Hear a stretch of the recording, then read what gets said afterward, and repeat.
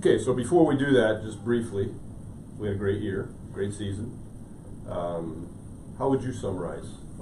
I think two things for me. One was, you know, for the first time ever, really in the 10 years, we've brought significant technologies, new technologies to the fore, and you know, you had the big three: the swamp, 10X, and the money pit. You had to go at the money pit, yes, with high-tech gear, and I got out of the swamp. And you got out of the swamp, but we are going back Yeah, there, whether you like it or not.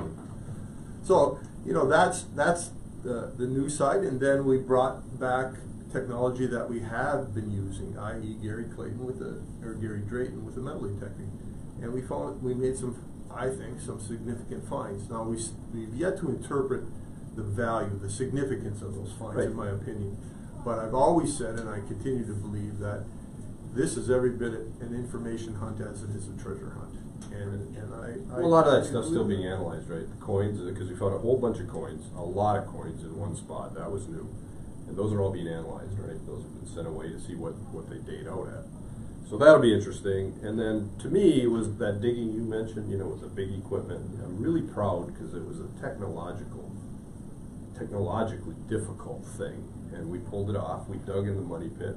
We certainly verified, we're closing in on the original location of the money pit with all the data we're pulling out from underground. So I would say those are the most significant things. And the other thing too is what really I believed in and wanted to see done was for Dan Henske to have charge of a project, i.e. the work in Smith's Cove. Dan sincerely believed that we could find the long sought after and fabled drain system.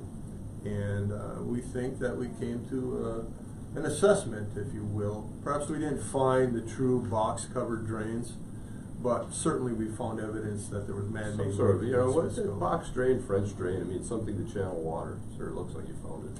Well, the description of, you know, the two pieces of flagstone with a top cover over it. You might have found what was left. It's possible.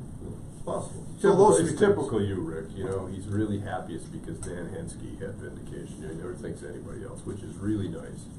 Let's do the questions. These are fan questions first. All right, I've got one here from Joan, and Joan says, will you continue to look for other possible treasure troves on Oak Island, or perhaps broaden your horizons and search elsewhere in the world? Well, that's a great question. I think before we, I won't say give up because he'll shoot me if I use the word give up, but surely push up. Yeah, exactly. There's a kind of a high chair. Yeah, we're going to look all over Oak Island because one of my pet theories is that the money pit is a ruse, that whatever was buried there is buried in a much easier to get location. So we're going to look around. And then the second part of this question is great in that, yeah, it does. This sort of treasure hunting is infectious. And we've already invested. I'll just tell you, we've already invested in some other treasures around the world with some success. So that's your turn. This one's from Patricia. It says, Rick, Marty, when you find the fingers of the filtration system, might it be possible to block or divert the main arm so that once the bladder system is empty, the water won't flood back into the tunnels and shafts? Love the show. Thanks for the adventure. Well, I appreciate the kind words, but the filtration system is a bit more complex for one simple reason, and this relates to everything on Oak Island. 220 years of search. It's been highly disruptive, those processes, those search agendas. So we're not really sure that the integrity of that filter system remains to the extent that it can be found and blocked off. But we're certainly trying.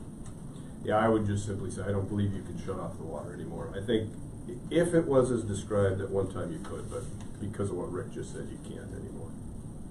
So James says, love the search for the history of the truth. Guys, don't give up. Don't give up, Rick. Which he's not going to. My question to you all is, in your heart, what do you all believe the truth is about who came to Oak Island? The history, I believe, is more important than the treasure. You would certainly agree with that. I'm not totally sold on that. But the short answer is I don't know. I mean, I don't know. Something odd happened there. Somebody came there. Somebody deposited coconut fibers in mass quantities. Somebody did some odd things there. I don't know who it was. After 10 years of search, we don't know who that entity was. I totally agree, but the search continues. It's every bit as much information hunt as treasure hunt. This one's from Mike. Rick and Marty, what has been your greatest achievement so far? Also, do you plan further investigation at the hatch? Regarding the hatch, some new information has come to light. A researcher has come forward using what's called sacred geometry and gematria. We have X marks the spot. It's close to the so-called hatch, but the hatch, as was shown in the show, I think we've explored that to the point where it's, we've kind of written that off. But that spot. But this new information is very intriguing, and stay tuned. Joey says, here's my question. Why can't you go down in 10X, place a big canvas balloon in the flood tunnels, blow them up, drain what's at the bottom, and inspect what's there without the murky water? We thought about this. We thought about actually using a plastic type thing that would inflate against the sides, and then you could see through it. It would push the murky water away. I mean, this is a good idea, but it's the same answer. Things have been so messed up, and there are so many places that water comes in now because of the searching and frankly, dynamiting and things like that, that I just don't think this will work. It's a good idea. We kicked it around ourselves, but I just think technologically it won't work at this point. Well, plus that flies in the face of your belief that the caisson, the integrity of the caisson won't be sufficient. Well, but actually, that wouldn't be a problem. He's talking about a pressurized system. We would have internal pressure, or at least there could be a way to keep the internal pressure. Because I'm worried about collapse. So. Okay, this one's from Paul. There seems to be the potential of there being more than just one treasure. Any thoughts as to how many different treasures could be on and around the island? The short answer to that is no. I've always believed since I was a little boy that the island had been suborned by more than one party to do something. That elusive proof is just that, still elusive. But I do believe that there's perhaps the island has been used by more than one group, entity. They said no. What was it? There seems to be no that I don't. It says any thoughts as to how many. No, I don't. You don't know many, but you think there are more than one. I do. Okay. I do.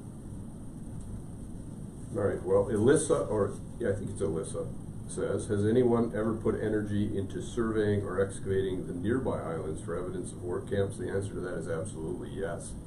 The last show we talked to, what was his name? Gary Clayton, and he spent an enormous amount of money on Little Mash, and we get information from people all the time about how they've found strange signs on this island and that island, and theories that the tunnels actually connect them all. So yes, there's been a lot of work done on that. We haven't done a lot of it, but others have. Now this one's from Corey. What did you find or discover that convinced you that it was worthwhile to spend big money on excavations? You and your team seem like you crossed your T's and dot your I's. So there must have been one or more particular things that told you you're not wasting money. Who is this? Corey. Corey needs to come to the war room from now. For me, it's just a simple matter of faith. And that's really what it is. I mean, yes, we found intriguing things. Yes, it's been 220 years of search. Some incredibly talented people have come and gone with as much passion, as much fortitude, as much interest, as much money, and it failed. But they believed. And I think the core of Oak Island is believing. I think you need to have faith no matter what you endeavor to do in life. And I believe that there's a reason to continue. Can I articulate it 1, 2, 3, 4, 5? In some ways, yes, but the core of my wanting to continue is believing. That's where Rick and I often disagree, because you know what, I wouldn't have. How would you answer that? I'm about to.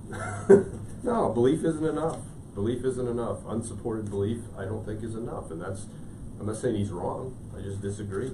I think we found enough, and maybe it's just pure sort of cussed stubbornness, but I wasn't about to leave that island without digging in the money pit. There's been an awful lot of things described in there that are worth going after. But I would not proceed just on faith. But that doesn't make you wrong. It doesn't make me right. Mary Scott asks, in Smith's Cove, instead of trying to find the ends of the box drain in the water, can't you dig a trench further up on the bank, following the water coastline, to find the one main box that connects the other and stop the water flow that way? Absolutely excellently analyzed, has been done. Dunfield had a go at that, I believe. On the South Shore. Not on the... Blair did it. They drilled a series of holes across the shoreline. They actually put in 100... But not Smith's Cove. In Smith's Cove. Okay, that's what I Dunfield thought. did South Shore. Okay. Blair did, they actually, in one of the holes, they put dynamite in each of the holes. There you go again. And somewhere between, I believe, 80 and 140 pounds of dynamite.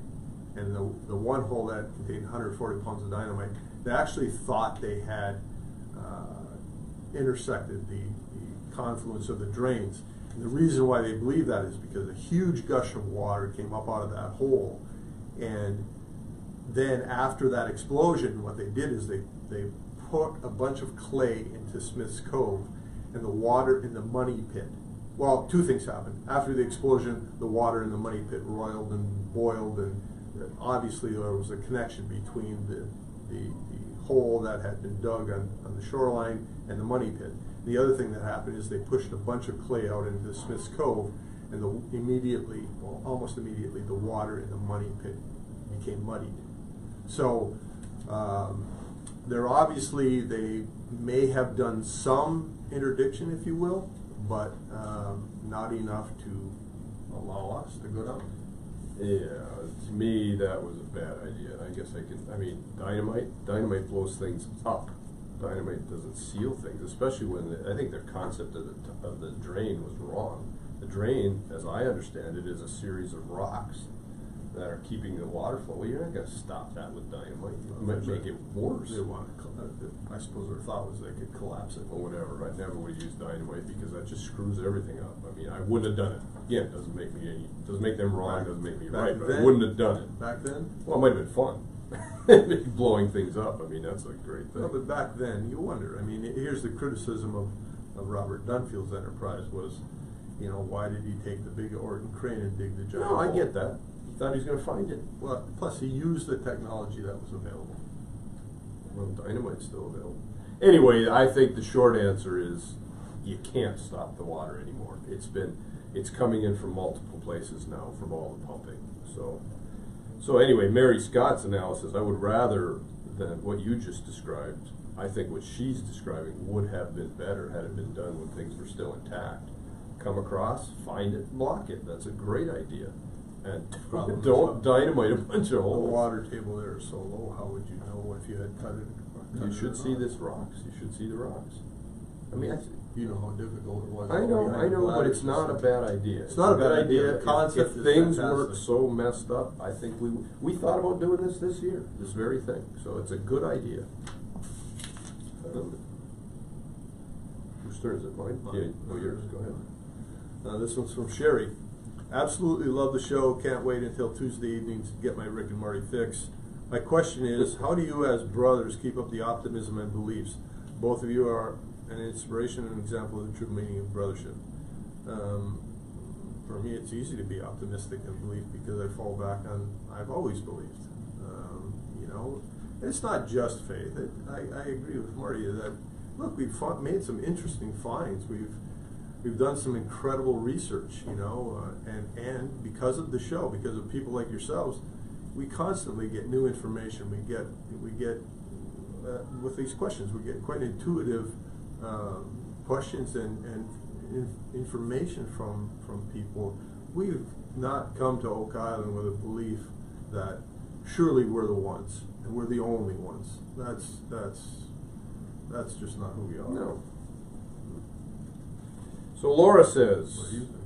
What this? Oh, I don't know. I get it from you, I think. The inspiration. I go up and down, you know that. I've been ready to quit a couple times, honestly, but I come back to what you say. You don't want to leave with regrets, and we're closing in. We're throwing a lot of assets at this. I'm hoping for some significant success pretty soon, and there's some interesting things coming up on the next 2 episodes too. Laura says, why do you think that the treasure is even still buried there? Isn't it a possibility that the treasure has already been found and taken hundreds of years ago? This is one of my big worries, Laura. Absolutely. If somebody went to all this bother to put in this hugely complicated treasure protection system, they would have known how to get around it.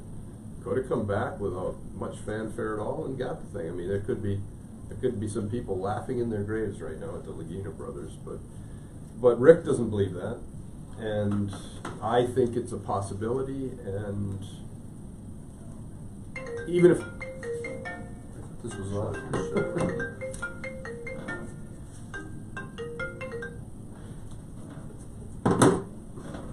I think it's a possibility, and even if that did happen, there could be stuff there yet. And remember, you always say that doesn't foreclose the idea of figuring out the whole mystery, which is part of this search.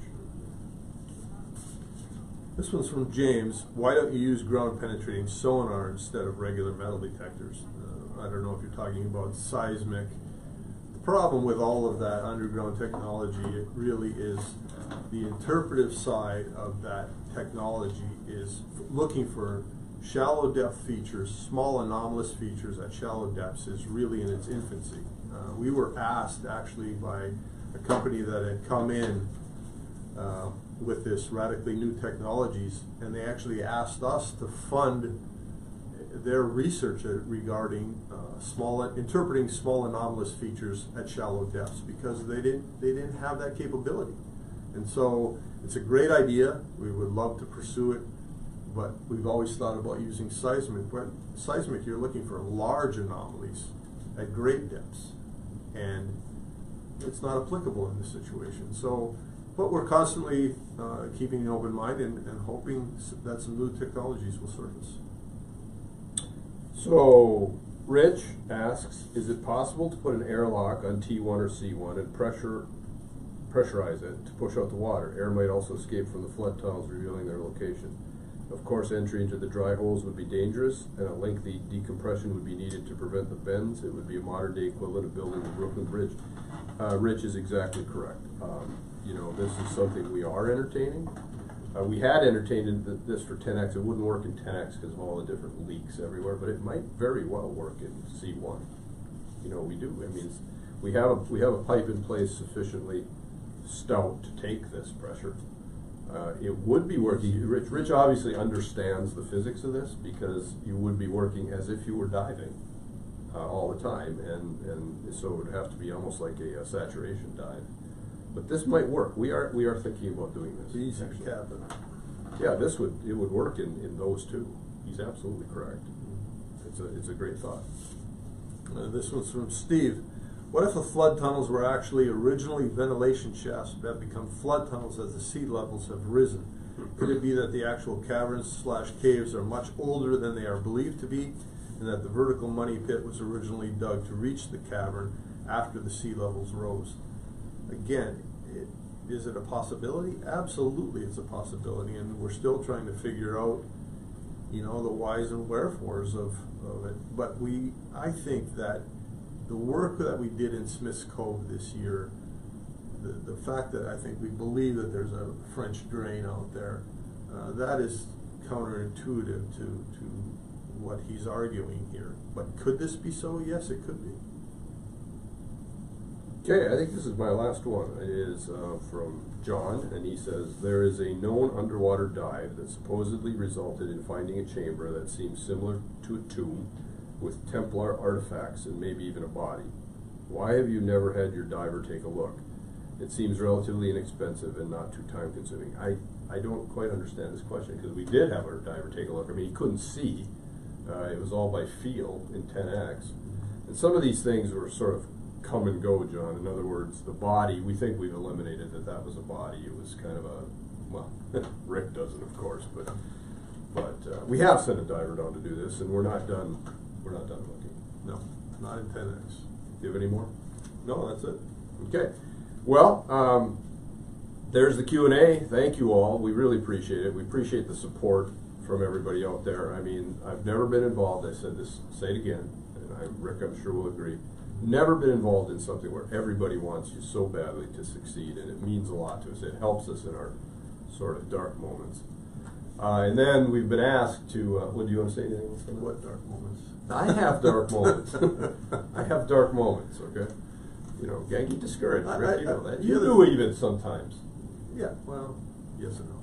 Okay. But I do also want to reiterate what Marty just said. I mean, in any endeavor in life, wherever you set your goals, no matter what you attempt to do, it seems as though there's always a naysayer. There's always someone who will say to you, you can't, you shouldn't, you won't.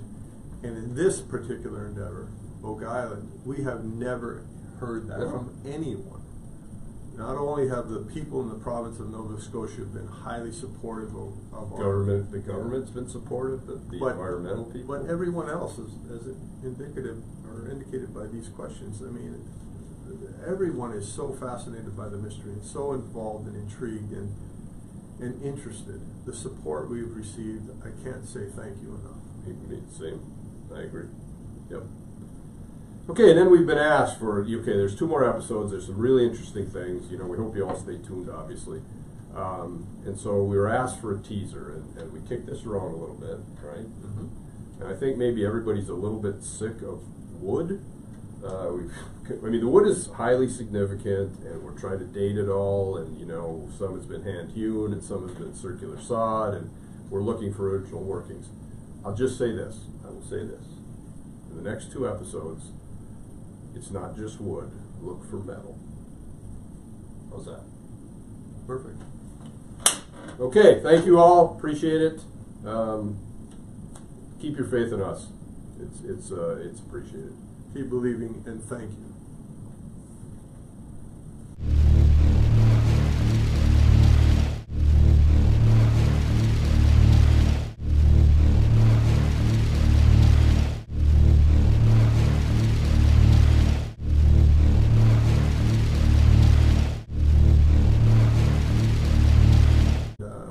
That we came to an assessment, if you will. Perhaps we didn't find the true box-covered drains, but certainly we found evidence that there was man-made. Some sort of, you know, what's it? Box drain, French drain. I mean, something to channel water. Sure, it looks like you found it.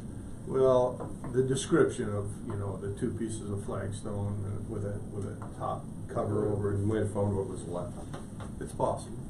Possible. So it's typical you, Rick. You know, he's really happiest because Dan Hensky had vindication. He never thinks anybody else, which is really nice.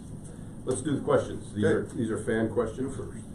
All right. We have been using, i.e., Gary Drayton with the metal detecting, and we made some, I think, some significant finds. Now we've yet to interpret the value, the significance of those finds, in my opinion. But I've always said, and I continue to believe, that this is every bit an information hunt as it is a treasure hunt. And a lot of that stuff's still being analyzed, right? The coins, because we found a whole bunch of coins, a lot of coins in one spot. That was new. And those are all being analyzed, right? Those have been sent away to see what they date out at. So that'll be interesting. And then, to me, it was that digging you mentioned, you know, with the big equipment. I'm really proud because it was a technologically difficult thing. And we pulled it off. We dug in the money pit. We certainly verified, we're closing in on the original location of the money pit with all the data we're pulling out from underground. So I would say those are the most significant things. And the other thing too is what really I believed in and wanted to see done was for Dan Hensky to have charge of a project, i.e. the work in Smith's Cove. Dan sincerely believed that we could find the long sought after and fabled drain system. And I've got one here from Joan, and Joan says, will you continue to look for other possible treasure troves on Oak Island, or perhaps broaden your horizons and search elsewhere in the world? Well, that's a great question. I think before I won't say give up, because he'll shoot me if I use the word give up, but surely push up. Yeah, exactly. There's a kind of a high chair. Yeah, we're going to look all over Oak Island, because one of my pet theories is that the money pit is a ruse, that whatever was buried there is buried in a much easier to get location. So we're going to look around. And then the second part of this question is great in that, yeah, it does. This sort of... Okay, so before we do that, just briefly, we had a great year, great season. How would you summarize What would you say? I think two things for me. One was, you know, for the first time ever, really in the 10 years, we've brought significant technologies, new technologies to the fore, and you know, you had the big three: the swamp, 10X, and the money pit. You had to go at the money pit Yes. with high-tech gear, And I got out of the swamp. and you got out of the swamp. But we are going back Yeah, there, yeah, whether you yeah, like yeah. it or not. So you know, that's the new side, and then we brought back technology that we